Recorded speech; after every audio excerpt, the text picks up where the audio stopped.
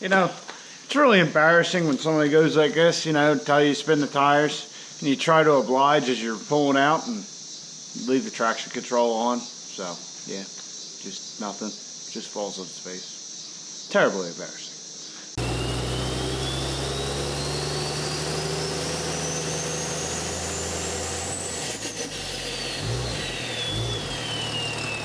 Hello and welcome back to the channel. How's everybody doing today? I said welcome back, but if this is your first time stopping in and you want to see more of this content, please subscribe to the video and like the video. So anyway, as you guys can see, we have some boxes here for one of the trucks. All those boxes are for the white truck, that is. But it's all stuff we've kind of talked about for the most part, and we'll go into that here in a minute. But there's a couple things I want to cover first. So first things first, I live in a 717 area code. There's a group of guys who call themselves the 717 crew. That would be Andy of Diablo Formula Racing, Mike Street Speed 717, and Nick Guitar-Mageddon ZL1. So they're having another one of their YouTube call outs here the end of October at Cecil County Dragway, which if you've been watching the videos is the local track to me. So we have 1,000 horsepower 10-second truck there. So if you want to see this truck at that call out, the one video of Mike's I watched, I think they really haven't decided who they're inviting yet. So if you guys have, you know, ideas, they want to hear them. So what I'm saying is just, if you want to see that truck there, spam their 3 channels and maybe we'll get an invite. Yes, this is a smaller channel that we have here, but hey, a little bit goes a long way. So we'll see. Like I said, I'm local to them and I'm local to the track. So really it's not a big deal, even if we say got invited late or something. But if you want to see that, just pop over there, leave a comment on our videos. All right, so now that that's out of the way, yesterday I was here at the garage, you know, got home from work, and really wasn't going to work on the truck. I had a lot of other shit I had to do. But I was sitting over there on the steps to my door, and the light was hitting the truck at an angle that I never really noticed before. And you guys probably won't be able to see it this late in the day. Yeah, probably not. I don't know if you'll be able to make it out on the video. So I could see lettering on the side of the truck, like it had been a work truck before, which we know. We found a lot of shit on it that doesn't make much sense. So I was able to make it out, and it actually said stump head. So, of course, I GTS'd it, which means Google that shit. So I GTS'd it and found out it's a stump removal business in Florida, where we got the truck. So I went and I looked on the guy's Facebook page, looked on his website, you know, all that kind of stuff. Well, I found a couple pictures of the truck that'll explain a few things that we found on it. So I'm going to put them up now.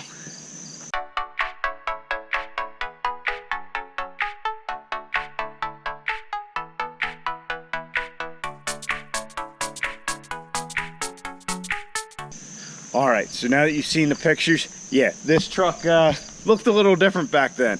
As you can see, at one point it had aftermarket bumpers on it. You know, it had a logo and all that shit on the side. Actually had one of those fucking Pep Boys special fucking hood scoops on the center of the hood, which makes sense because that's why the hood's all scratched up. I don't know if I ever pointed that out to you guys or not. So anyway, it kind of made me realize a little bit of why the truck is in the condition it is. Like if you look at the pictures, these holes here, I could never figure out why they were there. Well, the guy had mirrors on the side of the truck, you know, right on that fender. So that's a little bit of the history of the truck that I found out. I've had the truck for 6 months and I never noticed that logo before. I just had to be sitting in the right spot with the right angle light. So yeah, pretty interesting, isn't it? So anyhow, let's get on to our boxes, open them up, then we'll screw around with the truck. Maybe we'll see if the trans is good and move on from there. So this first box I already opened up, but it's just our transmission filter, this little kit. I think I got it off the Amazon, like 10 bucks, something like that. Comes with a new gasket, a couple new gaskets actually, but we don't need them. The gasket on our setup is of the reusable variety. Our second box, which actually came already opened up, so I know what it is. It's these low profile shock mounts from Fleece Performance. I got these. A lot of different people make them. I know Firepunk now sells a kit like this, but what they are for, that plate will actually get rid of this shock tower here. This is a mod that you need to do. First off, cleans up the engine bay, makes it a little nicer, but if you're going to do compounds, usually you got to get rid of this, but that'll make this lower. And like I had told you guys previously, I plan on lowering the truck, so we'll get those shock mounts in here and take a measurement after we lower the truck so we can order new shocks for the truck. So that's a first thing. And yeah, they're 1/4-inch stainless plate. They're very nice, and yeah, like everything Fleece has, they're of a very high quality.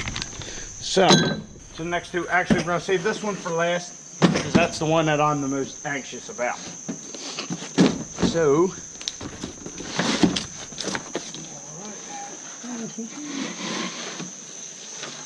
this is our upper radiator seal. As you guys remember, if you saw the track video, we were getting some heat issues and it seemed like it wasn't pulling the air through the intercooler like it should. So here's the part number if anybody needs one of these. I got this, actually I went through the Amazon, was the cheapest I found it. I think it was like $33. I think the price actually on the Amazon has gone up since then, but I think the dealer wants like 150 bucks for this. So once again, there's the part number, and this will go right here like that. So anyway, it comes with the, actually we'll just well, it's got the stickers on it, I'll wait, but basically it's got all the push tabs already on it, which yeah, I definitely was I was definitely not expecting that. So we got that finally.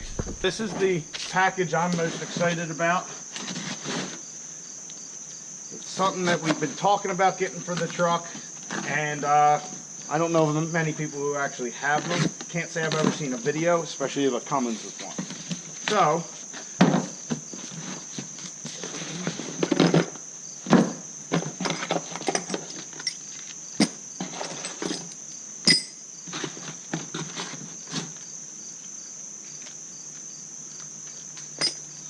alright, so this package is from Champion Racing Engines, Dick and DJ Fox. I called them up to order this. It was really, I just found a little blurb in one of the forums. That's all I could find about it. I got a little notebook, pen from them. These are our mounting tabs. Now you're asking, mounting tabs. To mount what? What is this thing? Well, this is our engine diaper for the truck.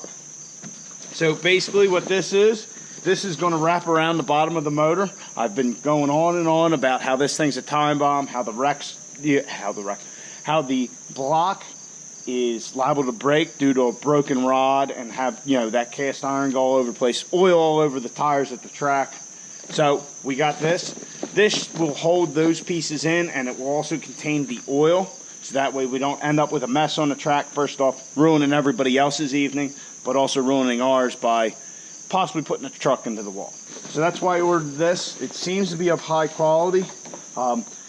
They don't actually carry this on the shelf. They had to actually make it. They already had the measurements for the motors, but it took them about a week to get it here, which really impressed me. And I mean, it seems like it's nice. It really does. But this will be going on, I don't know at what point, maybe sometime this weekend. We'll see what all we get into.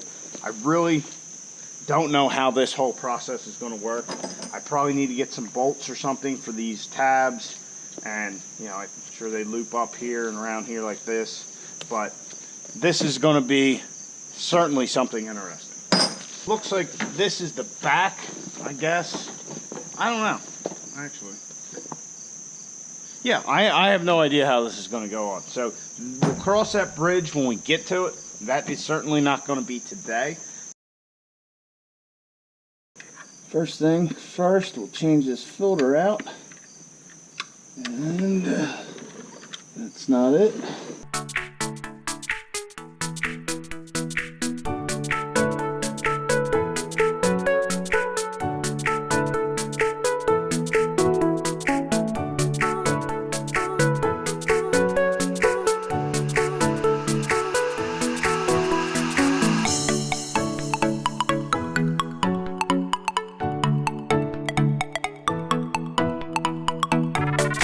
the transmission filter's installed. I figured before we do anything, we'll install this before I end up driving off if it's still there. Let's just install this real quick. 1, 2, 3. Uh-oh. And 4. All right, there you go. Now we have our upper radiator seal installed. That was rather simple, probably the simplest thing you'll ever install in a vehicle, and other than taking the stickers off, which is proving to be less than ideal.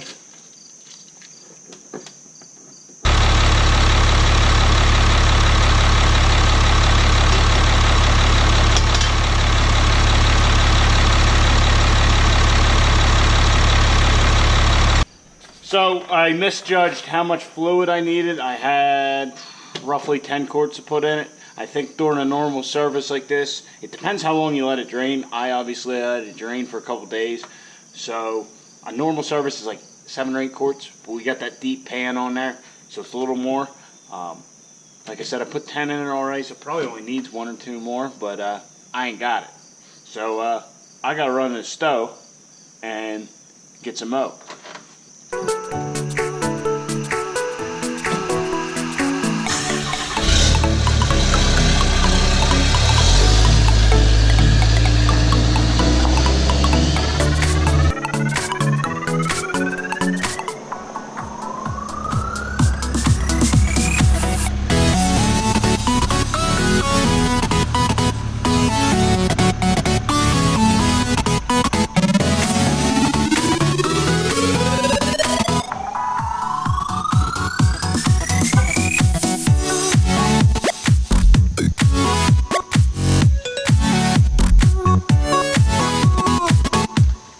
You know, it's really embarrassing when somebody goes like this, you know, tell you to spin the tires, and you try to oblige as you're pulling out and leave the traction control on. So, yeah, just nothing. Just falls on its face. Terribly embarrassing. I didn't explain at the beginning of the video. If you watch my previous video of filling this 48RE up, how you do that is you want to put a few quarts in. You know, if you just drop the pan, change the filter, you know, you put 4 or 5 quarts in. You know, something like that. Fill the pan up, check your dipstick, make it a little high. Start the truck, put it in reverse for a few seconds, neutral, drive. I usually do that a couple of times just because. And then put it back in neutral. And you're gonna actually check the level in neutral. So then you have the pump going in the transmission. So the pump will be going and it'll actually be supplying the cooler circuit as well. So that's how you get an accurate reading of your fluid level on a 48RE.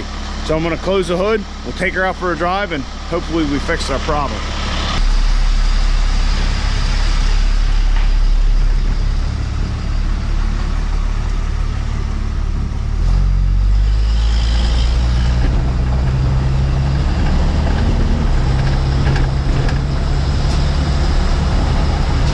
Everything seems fine and dandy so far. Take her out for a little bit and see what we got. All right, let's see what we got. There's second, third. All right, so that was so far so good. Hopefully it stays that way.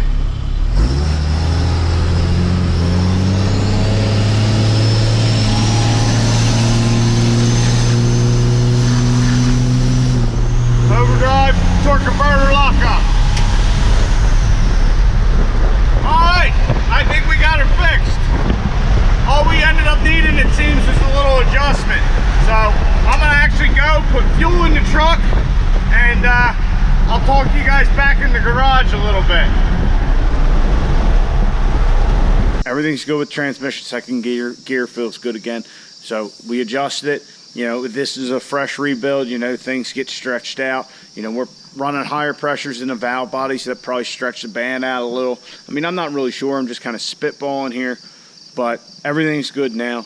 Just remember, you don't have to drop the pan to do that, but on a fresh rebuild after like 1,000 miles or so, which we don't have that, I don't think, but we do have some hard runs on the truck, you definitely want to you know, change that fluid out, change your filter, because there will be some break-in, some wear on some bushings, you know, stuff like that. And you just want to get that out of there, get fresh fluid. And I also wanted to just check it out, see what was going on, see what the pan looked like, see what the magnet had, all that. I feel a lot better, you know, I feel good about how the transmission feels and all that. Now, as you can see, I have my 4-ways on. And the reason for this, and this one's pretty dim, I just did it when I got fuel, and that one wasn't working. I got the message on the dash, but you can see how bright this one is. So I actually got bulbs for that, because like I said, I was getting the fast clicker sound. Hold on. You hear the clicker there. And so, of course, now it's working. But anyway, I'm going to change that bulb out because it is bad. It's not the first time I've gotten the message on the thing and all that.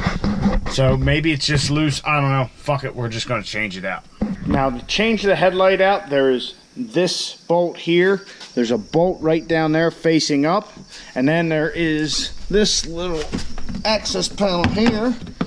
And you're not going to be able to see it. I got to pull the headlight out anyway, so I'll show you. But there's a little slider in there you gotta pull down or push up. I can't remember which it is. Inside this little flat access flap, there's that white thing right there. It, you know, kind of latches on this little tongue. So you're just going to push it up.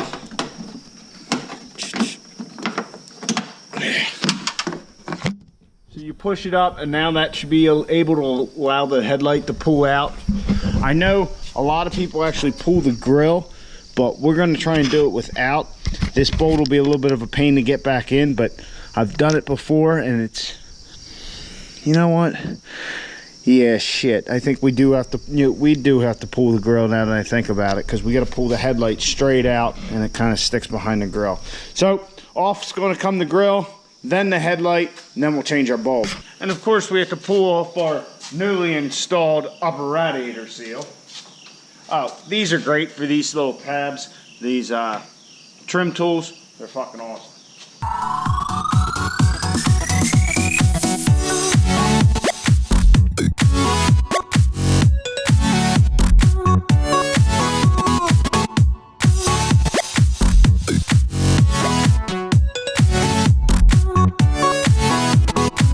Now both flashers are bright again. We're all good to go. So here was the old bulb. They're just your standard, you know, 3157 or whatever the hell they're called. I think that's what they are. Yeah, it's just a standard 3157 bulb. You know, you can get them anywhere. I just stopped at the Tractor Supply because it was right there by the fuel station. Well, I think that's going to do it for tonight in the garage. I got a big weekend planned. You know, as far as the truck's concerned, I want to try and lower it this weekend. We'll go through all the different ways that you can do it and how we're going to do it, all that stuff. We're going to put our fleece brackets on there, get a measurement. So, you know, it's Labor Day and all that. So it'll be Tuesday till we can really get shocks probably coming our way. So look forward to seeing that, you know, sometime this weekend. We'll be doing that. And maybe we'll mess with that engine diaper a little bit. I don't know. We'll see what happens. You know, see if we end up at any barbecues or anything like that. But yeah, that's my game plan right now. It's pretty much just the knock that stuff out. You know, get that diaper on there, and then I can start hitting the track again. You know, we'll see what we can do as far as times. I'd also like to get the interior back in it. I don't know if we'll get to that or not, but I definitely want to put that all back in. I got to start getting rid of this pile of parts we got. So I might end up getting all Greg A yard sale on you, but we'll see. We'll see what happens with that. Anyway, we got some stuff done. That's all that matters. The transmission's still in good shape, so whew, you know, we don't have to worry about that. I definitely want to get it out this winter. Like I said, I'm planning on doing something with the motor, whether we just do rods or, you know, do a full-on competition build. I still haven't decided that yet, but the transmission will come out at that point. And we'll have it, you know, have some other upgrades done to it and just have it, you know, freshened up. Not that it probably needs freshened up yet, but there's definitely some upgrades I want to have done while we got everything apart. And then we're going to hit it hard next year, racing and going to events and stuff like that. So anyway, like I said, end of the night in the garage. You need to get yours started. Get out in your garage. Get to working on your truck.